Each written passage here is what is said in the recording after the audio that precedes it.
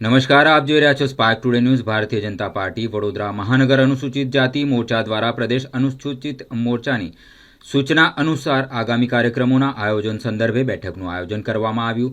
આ બેઠકમાં અમદાવાદના લોકસભાના સાંસદ શ્રી દિનેશભાઈ મકવાણાની અધ્યક્ષતામાં કરવામાં આવી હતી. બેઠકમાં મોરચાના પ્રભારી અને શહેર મહામંત્રી દીપકભાઈ પડિયાર, પૂર્વ ડેપ્યુટી મેયર જીવરાજભાઈ ચૌહાણ, શહેર પ્રમુખ યોગેશભાઈ પરમાર, કોર્પોરેટરશ્રીઓ, મહામંત્રીશ્રીઓ વગેરે ઉપસ્થિત રહ્યા હતા. આગામી 13 તારીખે ગાંધીનગર ખાતે મોટી સંખ્યામાં ઉપસ્થિત રહેવા માટે હાકલ કરવામાં આવી છે. સાંસદ દિનેશભાઈ મકવાણા આપણી વચ્ચે ઉપસ્થિત છે.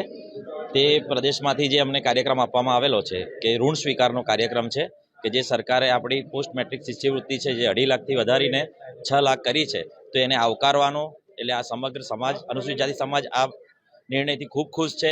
ત્યારે આપણે આપણા મુખ્યમંત્રીશ્રીનો આભાર વ્યક્ત કરવો જોઈએ એવું નક્કી કરી અને અમે બધા ખૂબ મોટી સંખ્યામાં 13 તારીખે જોડાવાના છે ગાંધીનગર.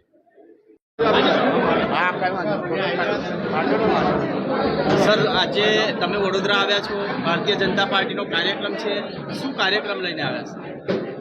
આજે અનુસૂચિત જાતિ મોરચો વડોદરા શહેર દ્વારા ગુજરાત સરકારનો અભિવાદન કાર્યક્રમ અનુસંધાને આજે મિટિંગ હતી. ગુજરાત સરકારે 2.5 લાખ આવક મર્યાદા પોસ્ટ મેટ્રિક માટે હતી, એની મર્યાદા વધારીને 6 લાખ કરી છે. ગુજરાત સરકારના અભિવાદનનો કાર્યક્રમ માટે આજે મોટી સંખ્યાની અંદર અનુસૂચિત જાતિના કાર્યકર્તાઓ ભેગા થયા છે.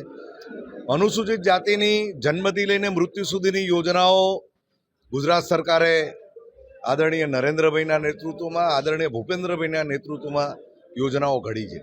આજે દેશના યશસ્વી વડાપ્રધાન નરેન્દ્ર મોદી સાહેબ અનુસૂચિત જાતિ માટે, એમના વિકાસ માટે, એના ઉત્થાન માટે ભગીરથ પ્રયત્ન કરી રહ્યા છે. અને ખાસ કરીને ડૉક્ટર બાબા સાહેબ આંબેડકરને સન્માન આપવાનું કોઈએ કામ કર્યું હોય તો દેશની ભારતીય જનતા પાર્ટી અને નરેન્દ્રભાઈની સરકારે કર્યું છે.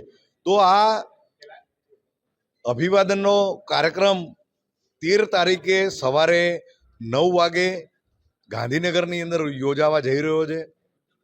વડોદરા મહાનગરના અનુસૂચિત જાતિ મોરચાના કાર્યકર્તા અને વડોદરા મહાનગર પાર્ટીના કાર્યકર્તાઓએ મોટી સંખ્યાની અંદર ગાંધીનગર 13 તારીખે આવવાના છે અને પોતાને વડોદરા શહેરમાં અનુસૂચિત જાતિના જે લોકો રહે છે એ સાબિત કરવાના છે કે અમે અનુસૂચિત જાતિના લોકો ભારતીય જનતા પાર્ટી સાથે છીએ, ભૂપેન્દ્રભાઈના સમર્થનમાં છીએ, નરેન્દ્રભાઈના સમર્થનમાં છીએ.